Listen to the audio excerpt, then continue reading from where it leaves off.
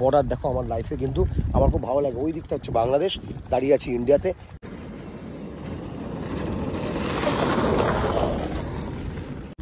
So এখন আছি হচ্ছে বাংলাদেশ বর্ডারে। দেখো এটা হচ্ছে পুরো বিএসএফ, এই আমি যেখানে দাঁড়িয়ে আছি এই যে রাস্তাটা, এই রাস্তাটা হচ্ছে ইন্ডিয়া, আর এই ফেন্সিংয়ের ওপারে হচ্ছে বাংলাদেশ। তোমাদের যদি জুম করে দেখাই, দেখো লোকজন কিন্তু বাংলাদেশের লোকজন কিন্তু ওখানে কাজবাজ করছে, পুরো চাষ আবাদ, ঠিক আছে। এটা হচ্ছে বাংলাদেশের জমি, আর এইটা হচ্ছে ইন্ডিয়ান জমি। এটা হচ্ছে ইন্ডিয়ান, এটা যদি এটা দূর থেকে দেখাই এটা পুরো ইন্ডিয়ার জমি, এটা ইন্ডিয়ার এখানে চাষবাস হয়েছে। আর তার ঠিক এই বর্ডারটা, এই দেখো বর্ডার গেছে, আর উন্নত মানের বর্ডারও হয়েছে এখন। এখন ওই সাইডে বিএসএফ আমাদেরকে বারণ করেছিল কিছুক্ষণ আগে যে আপনারা এখানে ভিডিও করতে পারবেন না, তাও এইদিকে এসেছি। দেখো পুরো ওই পাটটা জমিটা ওটা হচ্ছে বাংলাদেশ।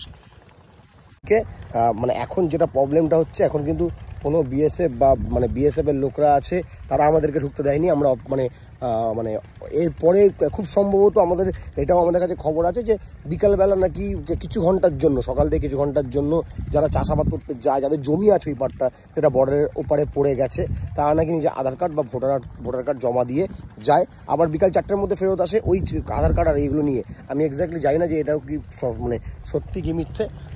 দেখো এই জায়গাটা কিন্তু আমরা এখন ঢুকছি, ওই দিকটা যেখানে ছিলাম ওই দিকটা খুবই সেন্সিটিভ এরিয়া।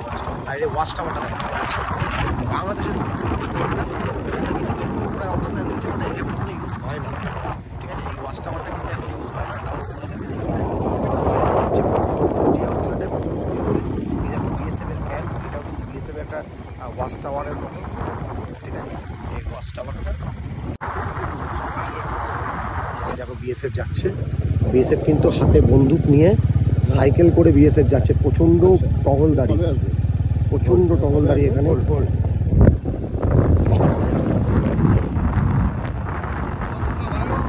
ইন্ডিয়া, আবারও বলেছি এটা ইন্ডিয়া।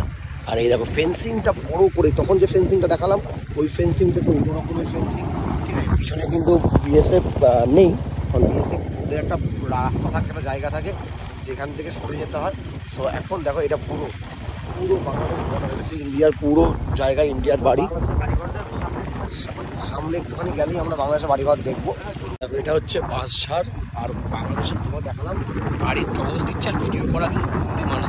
আর ওই দেখো বাংলাদেশের বাড়িঘর একদম, ওটা হচ্ছে মসজিদ, একটা বড় মসজিদ আছে, আর পাশে পুরো বাড়িঘর। আমরা চেয়েছিলাম ভিতরে যেতে তোমাদেরকে বাড়িঘর, এই দেখো বাড়িঘরগুলো দেখো।